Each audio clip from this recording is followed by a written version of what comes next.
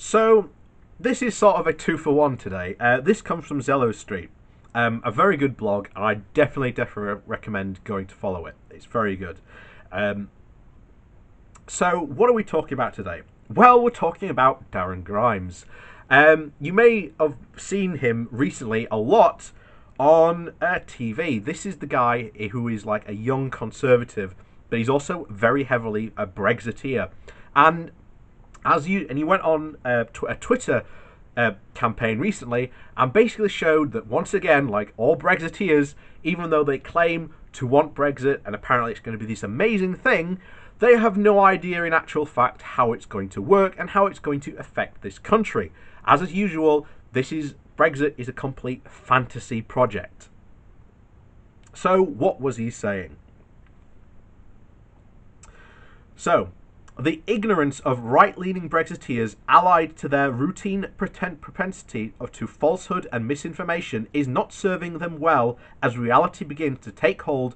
An increasing number of voters look at the promised sunny uplands of post-Brexit Britain and it seems that they do not actually exist, and they wonder that there might be some more agreeable solution to the current mess, like remaining in the EU. One of those parading their ignorance and getting pwned for his efforts is Darren Grimes, who was judged to have been too stupid to fill in the form properly, and thereby won his appeal against the Electoral Commission. Grimes, an increasingly immodest being, being the modest about it, has not sadly taken the hint and to keep his head down. Instead, he's been positively busting with superior insights that we could all do without. So let's just show how much he doesn't know about trade. Grimes decided to pass adverse comment on any appearance on the BBC's Politics Live by the former Australian Prime Minister Julia Gillard.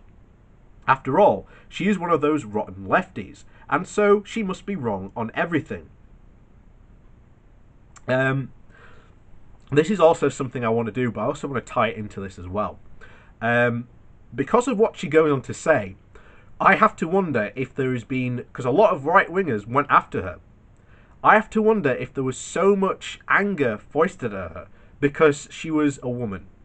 I have to really wonder about that. But so what did she say that got these right-wingers into such a tizzy? So, there is a prospect of the trade deal with Australia, but I do worry that people are starting to imagine that a trade deal with Australia is somehow a substitute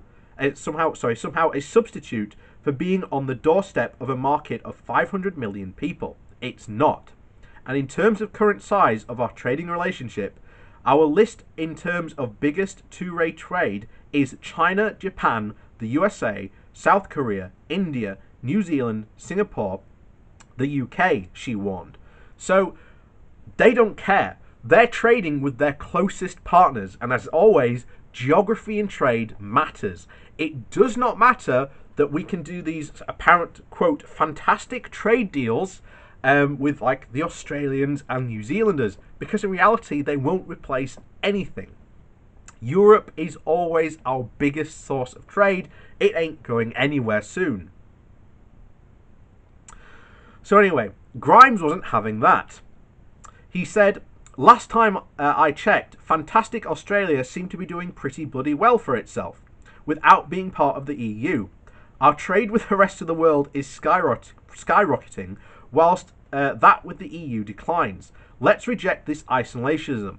The little European mentality. She wasn't peddling a mentality, just putting Brexiteers straight. He was reminded of the geographical aspect from someone. They said that the geographical proximity has never mattered less. He snapped back, but Dmitry Gonzuki had seen enough and decided to put Dazza straight. Hi, Australian trade guy here. Our country is 14,000 kilometres from Europe and overwhelmingly exports iron ore, coal and gold, mostly to Asia. Unless you have a secret desert full of minerals and a plan to tow yourselves to just under Southeast Asia, our model won't work for you. Ouch. And he was only just getting started. We are also working pretty hard to secure a free trade agreement with the EU, through which we hope to attain a fraction of the full market access that you enjoy as EU members.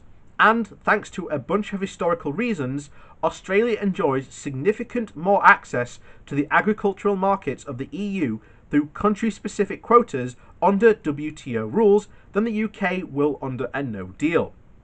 And as to China and Japan being 7,000 kilometers from Australia as well.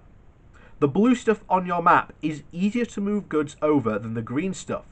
The average sea freight time from Dampier from China is 9 days. Sydney is 15, but a lot of our iron ore and coal ships from up north. To the UK, it's 29.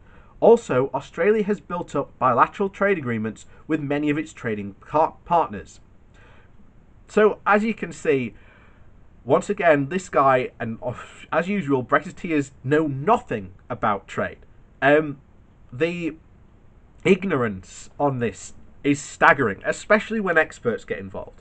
And I really wish that the BBC and all our mainstream outlets would get these types of people that responded to him and said, no, that's not true at all. These are the facts.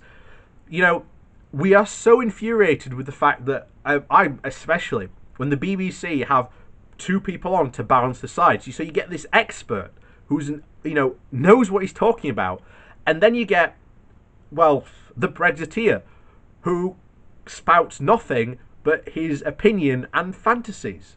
That's what we've been having, and that was what the situation was, especially during the referendum and post-referendum. Even now, to quote maintain balance, you've got to have the expert who knows everything about a subject, and then you've got to have someone from the opposing side who may not even be able to argue their point against the expert.